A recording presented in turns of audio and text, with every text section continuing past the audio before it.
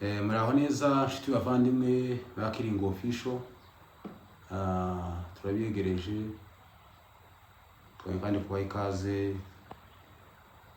kuri channel yanyu, kandi turashimira abantu bose bakoze subscribe, n'abatarayikora naho muyikore, abatarareba murebe. Imana ikomeze gusiduhana umushe twese. Hanyuma uyu munsi twabateguriye isomo rigufi, ni isomo tuvuga minota nka 10 cyangwa se niba mishi 15 ariko titurenza aho ngaho. Turasaba mu kwihana mwe mutegere neza mwumve isomo icyo rikeneye kutubwira. Hano twabateguriye topic ivuga ngo inzira nyabagendwa yarabonetse z'ukuri. Inzira nyabagendwa yarabonetse z'ukuri. Reka dusomane cyanditswe. Turasoma Yesaya 35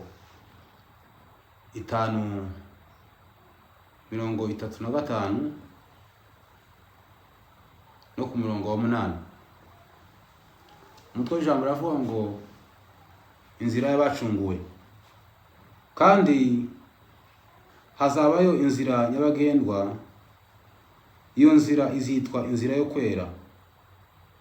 Abanduye imitima ntibazayicamo, ahubwo izaba y'abandi abagenzi, naho baba barabaswa ntibazayiyoba. Reka dusome kandi hano mu Migani 16 no ku 17.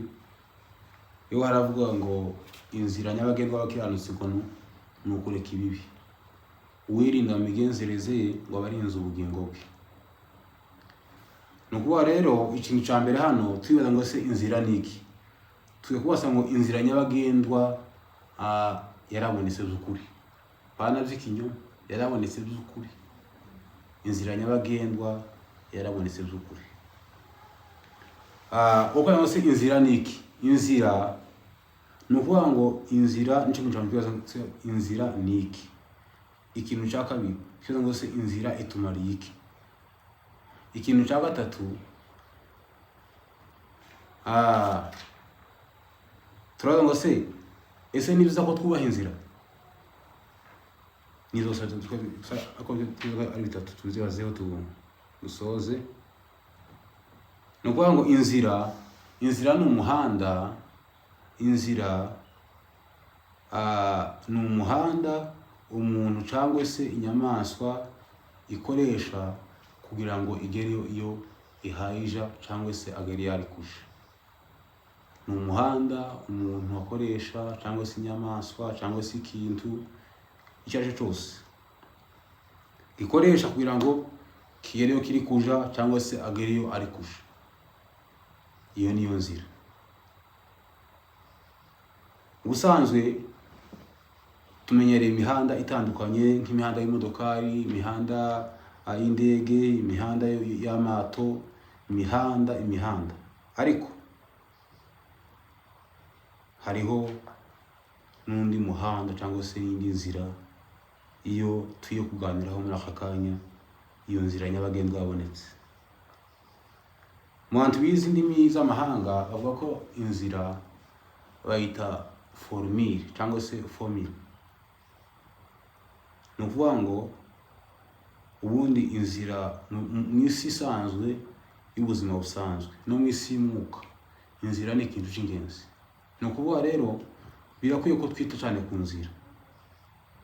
Mu isi y'umwuka rero inzira ni Yesu Kristo. Nukuvuga ngo iyo usomye hano mu gitabo cya Yohana ubutumwa 14 ku 6 haravuga ngo Yesu niwe nzira yo kuri n'ubugingo, ntawuja kwa data atamujana. Mbere yuko ufata inzira hari ibintu bitatu ugomba kwitondera. Ikintu cya mbere ugomba kwizera ko inzira ikugezaho ushaka kuja. Kwizera ko inzira ikugezaho ushaka kuja. Cya kabiri kubaha amategeko y'inzira cyangwa se y'umuhanda. Cya gatatu, kuba ufite ibyangombwa bikwemerera kunyura mu nzira cyangwa se mu muhanda. Mwanya magambo, inzira ni umuhanda. Aho ngaho ni mu isi y'ubuzima busanzwe. Mu isi y'umwuka rero ni ukuvuga ngo inzira twabonye ko ari Yesu Kristo, kandi icyangombwa cyo mu isi y'umwuka ni ukuvuga ngo ni kimwe gusa, ni amaraso ya Yesu Kristo. Ubundi aba afite ikimenyetso cy'amaraso ya Yesu Kristo, niyo gusa yose aca muri iyi nzira nyabagendwa yabonetse by'ukuri. Amaraso ya Yesu Kristo ni ukuvuga ngo ikintu cya mbere aza yeza. Yohana wa mbere igice cya mbere umurongo wa 7. Amaraso ya Yesu Kristo areza. Ni ukuvuga ngo ahantu gusa habiri mu mvugo yoroheje dukura imbaraga zo kuturinda ibibi kugira ngo tugendere mu nzira, dushore imizi muri yo, twubatswe muri yo, tunakomereye muri yo. Ni ukuvuga ngo ni mu gitabo cy'Abakolosayi ibice 2 umurongo wa 6 hazavuga ngo ariko rero nk'uko mwakiriye ngo Yesu Kristo, ngo ariko mugendera muri we, mushoreye imizi muri we, mwubatswe muri we, mukomejwe no kwizera.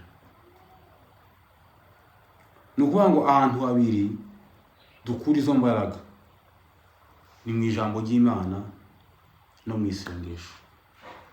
Ni ukuvuga mu ijambo ry'Imana, iyo usomye Imigani ibice 16-20 urasanga ni ukuvuga ngo ijambo ry'Imana ridufasha kumenya amahame y'Imana.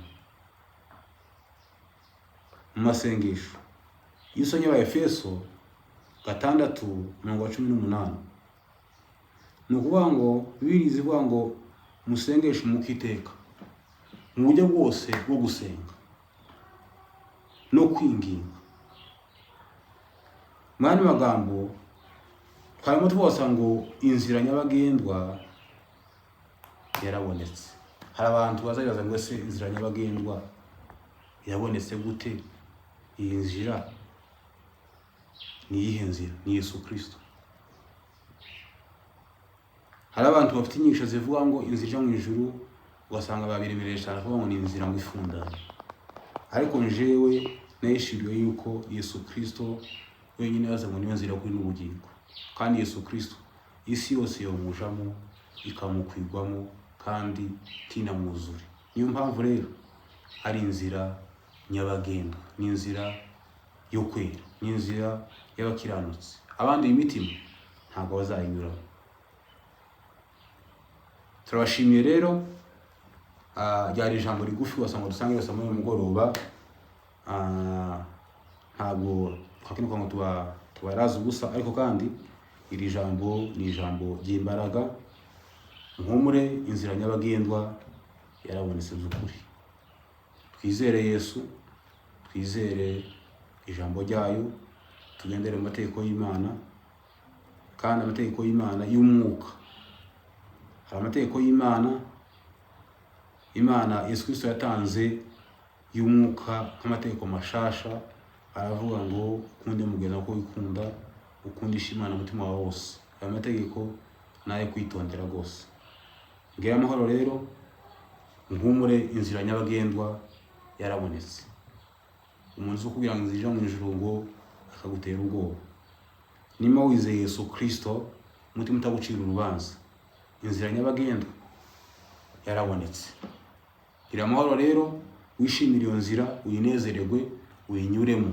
Tuci inyuma ya Yesu Kristo, uce imbere muri Yesu Kristo. Iyo umaze kumugeramo, araguse, ni mugari kandi azakunyura.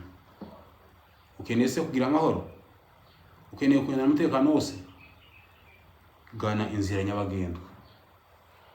Imana kugiriye neza. Reka mbashe kugusabira wowe kugira ngo Imana igufashe. Imana mu izina rya Yesu Kristo, wera wa Isirayeli, mahoro y'abizera, reka umuntu wese ugiye kumvira ijambo ribashe guhindura ubuzima bwe, ribashe kugera ku ntego umutima yo kugira ngo abashe kumuhindura, rihindure, rikuremo amarangamutima yose, ahubwo ribashe kumwiringiza, abashe kumenya iby'inzira, inzira yabonetse, inzira y'abacunguwe ari Yesu Kristo, ni inzira nyabagendwa by'ukuri, mu izina rya Yesu Kristo.